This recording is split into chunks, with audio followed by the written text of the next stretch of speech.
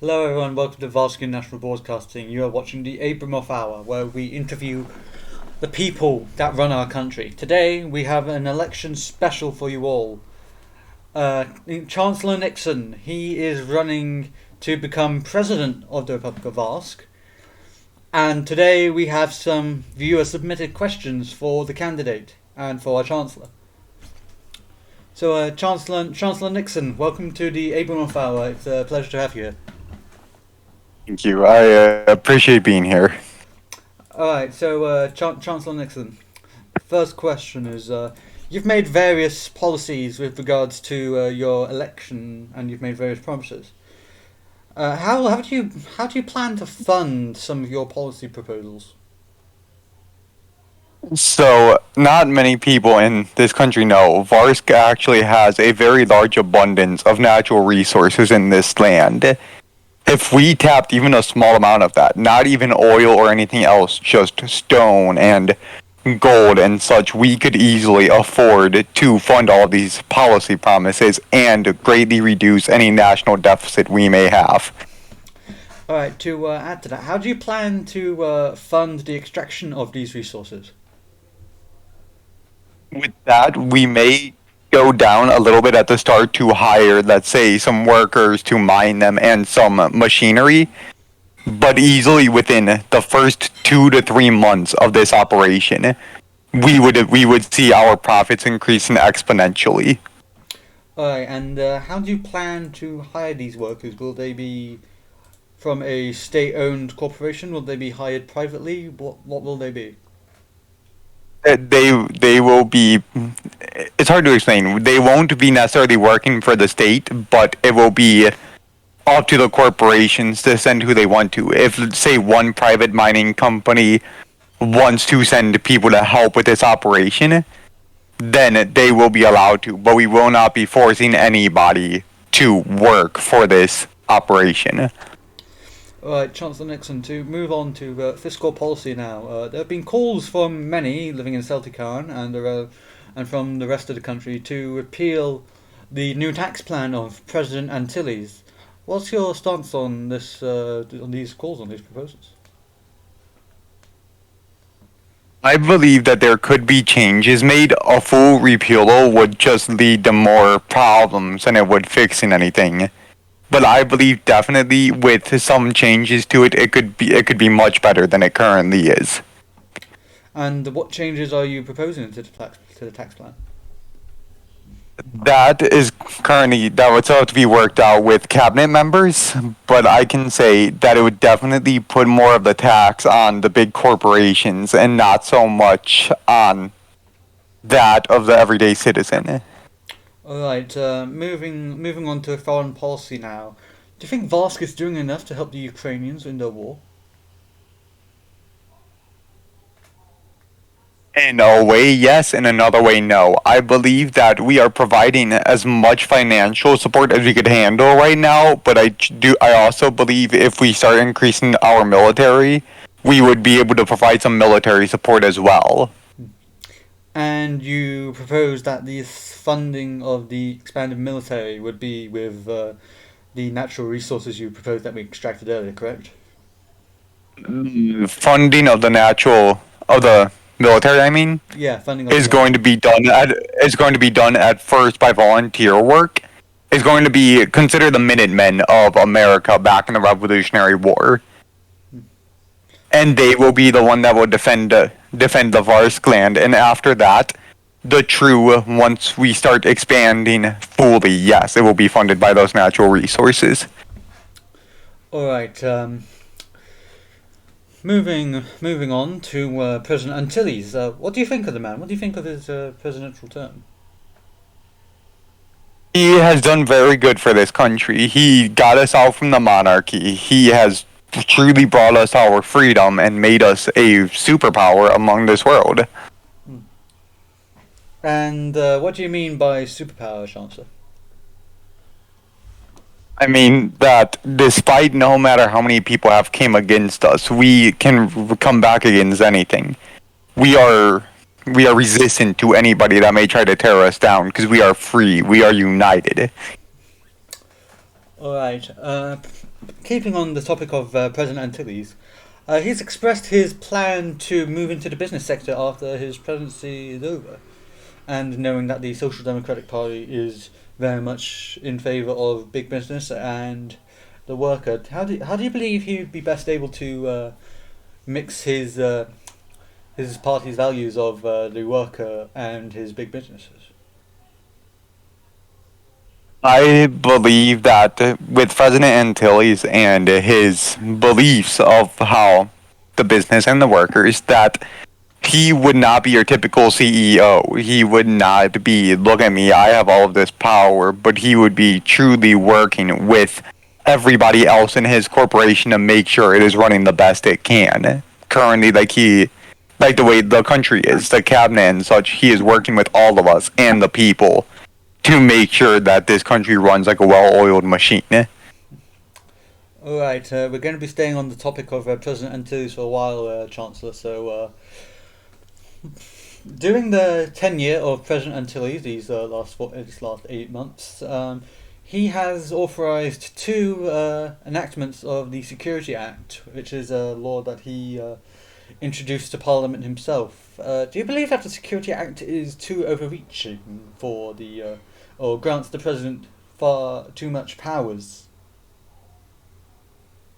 What I believe for the Security Act is there should be different levels of it. For example, if it is something such as, say, a minor situation, definitely not minor for it to be invoked, but say there were only 2 to 3 casualties, and maybe we could just say, don't leave your house.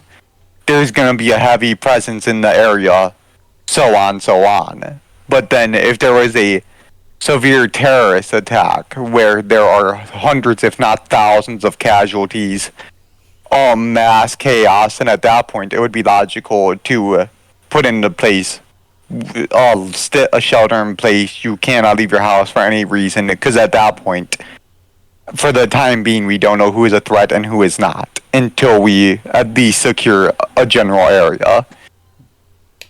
Alright, Chancellor, to move back to foreign policy for a quick second. One of the members of your cabinet, or of the President's cabinet, is of Jewish descent, Plant. And during cabinet debates, he has been noted to bring up the existence of Israel fairly frequently, and that Varsk should be aiding the country more. What do you believe the state of Varsk with regards to foreign policy on the Israel-Palestine dispute should be? I believe that with all kind words towards the nation of Varsk, with the nation of Israel and Palestine, we should truly just separate the land. I find this as a pointless dispute for Israel to be fighting so hard to take all of that land, and for Palestine to be saying, well, no, we want all of this land. I believe that if we were to get involved, we should say, why don't you just split it down the middle? You each get half. Alright, Chancellor Nixon, to expand upon that, the policy of the Antilles government has been a stance of unconditional recognition and support for the Israeli state. Would you plan to continue this policy during your administration, or would you change it? I would absolutely continue that. I've always stood behind the Israeli people, and I will continue to stand behind the Israeli people. Alright, expanding upon this, there's been recent calls for your resignation regarding allegations of electoral fraud in your recent re-election of Chancellor. How do you respond to these calls? The only way I can respond to that is to say everybody has the right to believe what they believe. We can, no matter what we say, if they don't want to believe it, they will not believe it. We have shown proof that it was not. We have did an entire investigation that I stayed out of, so that they could see my hands were off of it, and it all showed that the election was completely fair. Alright, to expand back on domestic policy a bit more, One of your campaign promises has been to allow the expansion of the militia that's in operation with the collaboration of the Celtic Counter government. What is your plans to curb the militia if it gets out of control or becomes too large? There will be guidelines put in place for that. As of right now, the only thing we mean by expanding, they will be allowed to almost to build more forward operating bases and such. But in terms of weaponry, we will still have heavy limits on what weaponry they can and can't own. We will not be allowing them to have, let's say, access to nuclear weapons or such. On the topic of nuclear weapons, Chancellor Nixon, we will be moving back to foreign policy briefly. But do you have a plan to respond to any Russian use of nuclear weapons on Ukraine? We have a nuclear deterrence system as well as a defense system. That would be hopefully our first response would be to try to get it out of the sky before it could hit Ukraine. But otherwise, all we could do as Varsk is, en- encourage NATO to do what they do best, be that hero of the world and fight fire with fire. And on the topic of NATO, Chancellor Nixon, do you believe that your government will ratify the accession of Sweden and Finland into the alliance? Absolutely. They have always helped NATO in everything they've ever done, all the way back to, let's say, back in World War II, for example, during the German invasion. Even though Finland or Sweden couldn't do much, they were still a fearsome fighting force in World War II and did everything they could to stop any advances into those countries. So I believe if they were on our side, whoever side they're on, they will be a great assistance to that alliance. Alright, Chancellor Nixon, one final question for today. Your campaign promise, one of your campaign promises was to expand the protections for firearms held by individuals living in Varsk. How do you plan to do this? I've always believed in the more hands-off approach to government, but we will still make sure that anybody who owns a firearm would be within the right grounds to do so. We don't want people with, let's say, severe problems owning a firearm, because then there's, for example, a ticking time bomb. Who knows when they will decide to do something. But we do believe that anybody that can pass a background check has just as much as a legal right to own a firearm as anybody else has a legal right to own a home. Alright. We believe that is one of the essential rights of the Varskian people. Alright, Chancellor Nixon, thank you for your time here today. Up next, with my good old friend George Graham from the Carolina Chronicle, he will be delivering his opinion piece on the fall of Yugoslavia. Thank you for tuning in to the Jack Abramoff Hour. We will be seeing you again this time Friday. Remember to stay frosty